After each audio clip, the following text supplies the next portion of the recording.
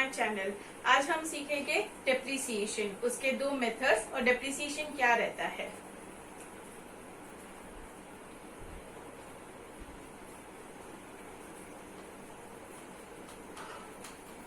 पहली बात तो हम लोग समझेंगे कि डेप्रिसिएशन क्या रहता है।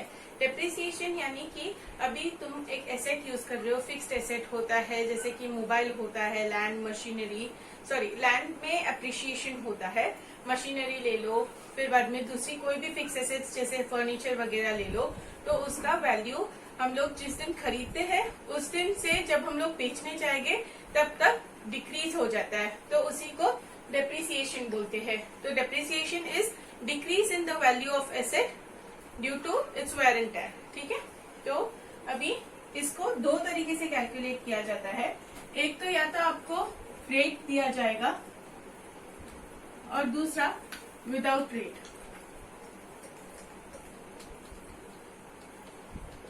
तो जब आपको रेट दिया जाएगा तो it's very simple,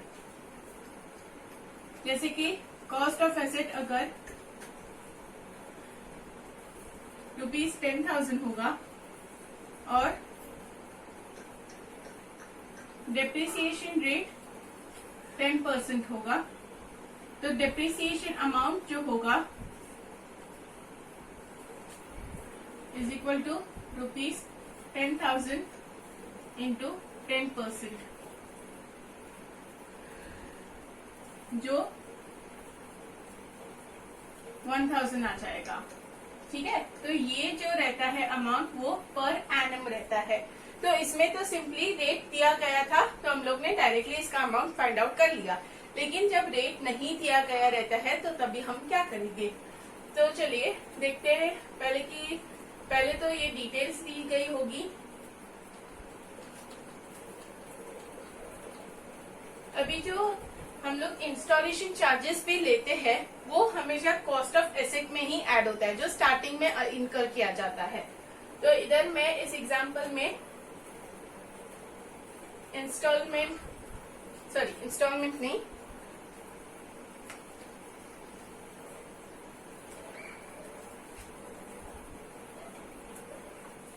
installation charges वो अगर मैं ₹1,000 गिनूं और उसके बाद अगर इसका स्क्रैप वैल्यू दिया हो, अगर स्क्रैप वैल्यू नहीं दिया है, स्क्रैप वैल्यू मतलब क्या कि हम लोग जब उसको बेचते हैं तो जो वैल्यू आता है उसको स्क्रैप वैल्यू बोलते हैं। तो अगर वो नहीं दिया होगा तो मतलब 0 है, लेकिन अगर वो दिया है तो उसको भी हम लोग यहाँ पे देखेंगे। तो स्क्रैप वैल्यू अगर ₹1,000 हो और इसका जो एस्टिमेटेड लाइफ है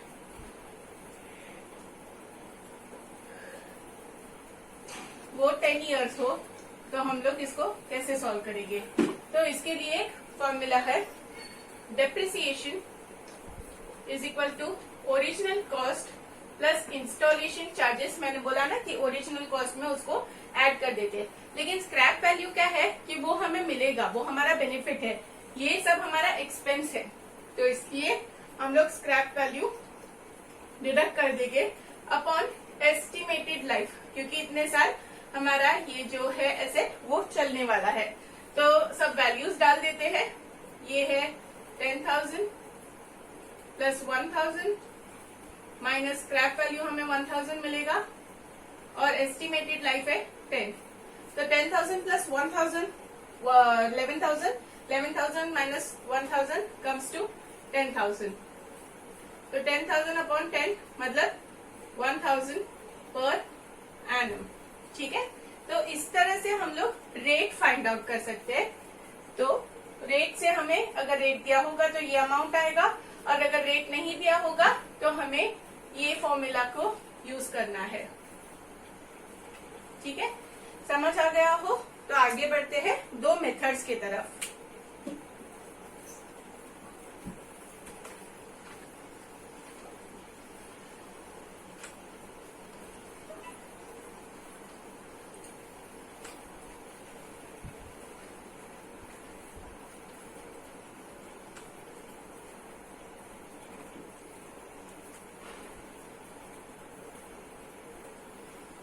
अभी कॉस्ट ऑफ एसेट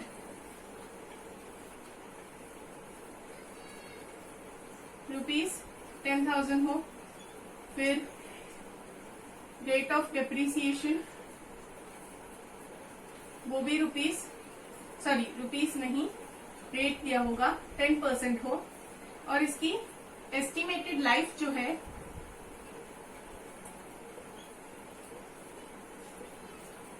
वो 3 इयर्स हो, और उसके साथ इसका स्क्रैप वैल्यू जो है वो ₹2,000 हो। तो हम लोग इस प्रॉब्लम को कैसे सॉल्व करेंगे, ठीक है। तो पहले इसके लिए फर्स्ट स्टेप क्या है कि हमें पर एनम फाइंड आउट करना है। तो डेप्रिसिएशन इज इक्वल टू 10,000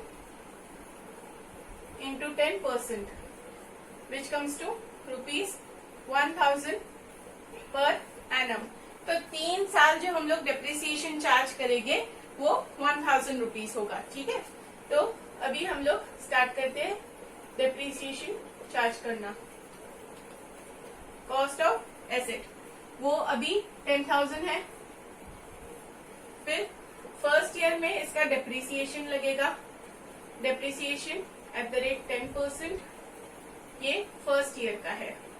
तो 1,000 हम लोग इसमें से डिडक्ट कर लेंगे, तो आएगा 9,000। तो ये हमारा वैल्यू है आफ्टर डिडक्टिंग द डेप्रिसिएशन। तो ये वैल्यू है सेकेंड ईयर का, ठीक है। उसमें से हम लोग फिर से डेप्रिसिएशन डिडक्ट करेंगे, फिर से कितना करेंगे, सेम 1,000, ये सेकेंड ईयर का होगा, तो 8,000 आएगा। ये कौन से ईयर का वैल्यू है, थर्ड ईयर का, और थर्ड ईयर में भी हमने उसको यूज किया है, तो इसके लिए उसका भी डेप्रिसिएशन आएगा। तो डेप्रिसिएशन एट द रेट 10%, ये थर्ड ईयर का, उसमें भी हम लोग 1,000 चार्ज करेंगे, तो आएगा 7,000। तो ये फोर्थ ईयर का वैल्यू है, मतलब 3 इयर्स यूज करने के बाद जो वैल्यू उसका बचा है वो है 7,000। लेकिन हमें स्क्रैप वैल्यू में तो 2,000 मिला है, बराबर। स्क्रैप वैल्यू जो है वो 2,000 है, तो हमें 7,000 का जो अमाउंट वैसे सामने से 7,000 मिलना चाहिए था, लेकिन वो 7,000 नहीं मिला, बल्कि हम लोग को 2,000 मिला। तो हमें 5,000 रुपीज का लॉस हुआ। अगर इसी जगह पे 7,000 का हम लोग को वैल्यू मिलता 8,000, तो 1,000 का हमें प्रॉफिट होता। तो ऐसे टाइप का जो रहता है सम, उसमें ये जो प्रोसीजर से किया गया है वो हमारा फर्स्ट मेथड है, जिसमें सब कुछ फिक्स्ड रहता है। तो इसके लिए हम लोग इसको क्या बोल सकते हैं, पहले तो स्ट्रेट लाइन मेथड, फिर ये अमाउंट फिक्स्ड है तो इसलिए फिक्स्ड इंस्टॉलमेंट मेथड, फिर ऊपर से ये ओरिजिनल कॉस्ट पे निकाला जाता है, तो इसलिए इसको ओरिजिनल कॉस्ट मेथड भी कहा जा सकता है। तो इस चीज के मतलब ये मेथड के 3 नाम है, straight line method, fixed instalment method और ओरिजिनल कॉस्ट मेथड, ठीक है। तो ये हमारा हो गया फर्स्ट मेथड। अब क्वेश्चन हम लोग सेम ही रखेंगे,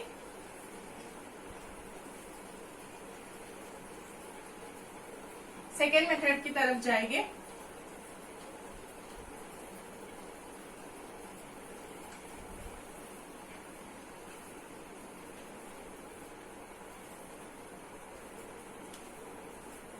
तो पहले सेम चीज करना है, depreciation is equal to 10,000 into 10%, which comes to ₹1,000 per annum. लेकिन ये यहाँ पे काम नहीं आएगा, क्योंकि ये मेथड में ये यूज होता ही नहीं है, तो ठीक है, ये हमें स्किप करना है, वो सिर्फ फर्स्ट मेथड में यूज होता है। अभी सेकेंड मेथड कहाँ से स्टार्ट होगा,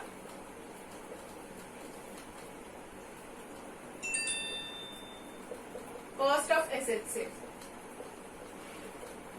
10,000, करेक्ट। इसका डेप्रिसिएशन पहले हम लोग निकालेंगे फर्स्ट ईयर का। डेप्रिसिएशन एट द रेट 10%, तो 1,000 हो जाएगा, तो इट कम्स टू 9,000। ये फर्स्ट ईयर का हो गया। अब ये जो वैल्यू है वो सेकेंड ईयर की है। इसको हम लोग रिटर्न डाउन वैल्यू भी बोल सकते हैं, क्योंकि ये उसमें से डेप्रिसिएशन निकाल के जो वैल्यू आया है, इसलिए ये रिटर्न डाउन वैल्यू भी बोल सकते हैं। तो अभी सेकेंड वाला हम लोग सेकेंड ईयर का निकालेंगे। Depreciation at the rate 10% second year का, तो 9,000 का 10% इज 900, 8,100, करेक्ट। ये थर्ड ईयर का आ गया हमारे पास वैल्यू। थर्ड ईयर भी हमने यूज किया है, तो उसका भी डेप्रिसिएशन निकालेंगे। डेप्रिसिएशन एट द रेट 10%, ये थर्ड ईयर का, तो 8,100 का 10%, तो 810 होता है। इसको माइनस करके देखेंगे, 8,100 minus 810, this comes to 0, 0, 10, 10 minus 1, 9, 7, 10, 10 minus 8 is 2, 7. So, answer क्या आता है 7290। ये वैल्यू हो गया फोर्थ ईयर का। अब इसका स्क्रैप वैल्यू जो है वो है ₹2000।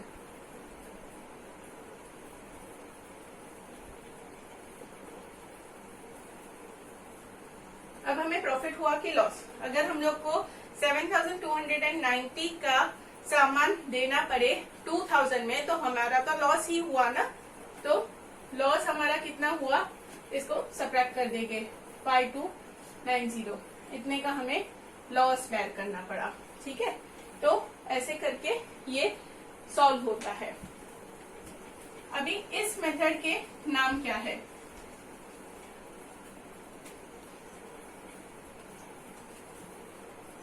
इस मेथड का नाम होता है, पहले तो जैसे कि मैं बोल रही थी, रिटर्न डाउन वैल्यू।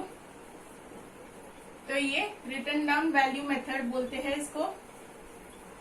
फिर और ये वैल्यू आप देखोगे तो वो घटता ही जा रहा है डेप्रिसिएशन का। पहले 1000 था, फिर 900 था, फिर 810 था।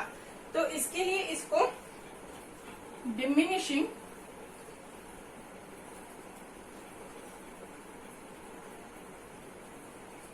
या तो रिड्यूसिंग बैलेंस मेथड भी कहा जा सकता है, क्योंकि ये टाइम के साथ रिड्यूस होता जाता है। तो ये बहुत ही इजी है समझने के लिए, है ना। तो उम्मीद है आपको ये सब अच्छे से समझ आ गया होगा। अगर कोई क्वेरीज होगी तो आप कमेंट सेक्शन में पूछ सकते हैं, और समझ आ गया तो लाइक कीजिएगा और शेयर कीजिएगा अपने फ्रेंड्स के साथ। Thank you. इसी तरह जुड़े रहिए हमारे चैनल के साथ और सब्सक्राइब कर दीजिएगा और बेल आइकन को दबा दीजिएगा। Thank you.